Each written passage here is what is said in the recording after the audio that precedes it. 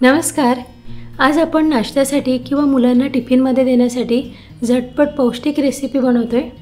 चला तर मग व्हिडिओला सुरुवात करूयात। तर सगळ्यात आधी मिक्सरच्या भांड्यामध्ये 7-8 लसणाच्या पाकळ्या घ्यायच्या, 2 हिरव्या मिरच्या कट करून घेतल्या आहे, थोडासा कढीपत्ता, अद्रक आणि अर्धा चमचा जिरं घ्यायचं आणि हे मिक्सरमधून जाडसर वाटून घ्यायचं। याचा जाडसर ठेचा करायचा। बघा अशा प्रकारे मी जाडसर ठेचा बनवून घेतला।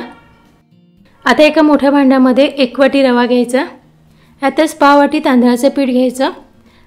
तांदळाचं पीठ नसेल तर बेसन किंवा गव्हाचं पीठ घेऊ शकता।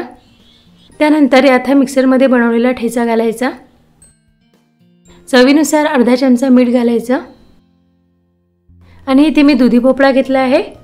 दुधी भोपळा थोडा घेतला, अर्धाच घेतला। याच्यावरचं साल काढून घ्यायचा आणि हा किसून घालायचा। दुधी भोपळा जर आधीच किसून ठेवला तर तो काळा पडतो, त्यामुळे असा वेळेवर किसून घाला। आता यात पाव वाटी दही घ्यायचं, दह्यामुळे छान आंबट टेस्ट येते। त्यानंतर बारीक चिरलेली पाव वाटी कोथिंबीर घालायची आणि आता हे सगळं व्यवस्थित मिक्स करून घ्यायचं। आधी असं कोरडंच मिक्स करून घ्या, त्यानंतर लागेल तसं थोडं पाणी घाला। दुधी भोपळ्यामध्ये आधीच पाणी असते, त्यामुळे हे असं व्यवस्थित मिक्स करून घ्या।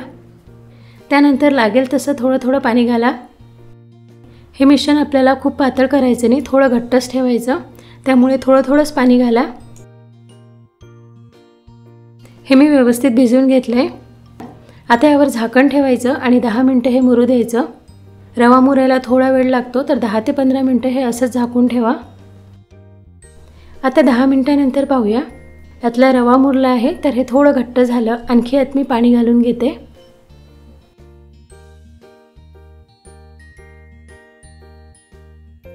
ह्या मिश्रणाचे आता आपण धिरडे बनवणार आहोत, पण त्याआधी यात मी अर्धा चमचा इनो घालते। इनो घातल्यामुळे धिरड्यावर जाडी छान येते।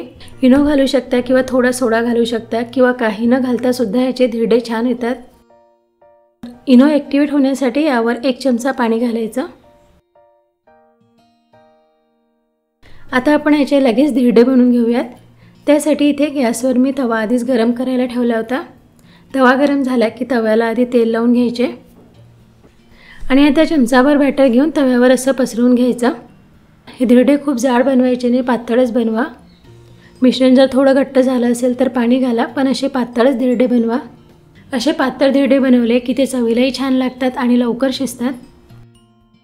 धिरडे आता वरच्या बाजूने सुकला आहे, यावर तेल घालून घ्या। तेल किंवा तूप घालून तुम्ही हे धिरडे बनवू शकता। बघा धिरड्यावर जाडी छान पडली, रंगसुद्धा सुंदर आला आहे। याच प्रकारे दोन्ही बाजूने आलटून पलटून धिरडे छान भाजून घ्यायचं।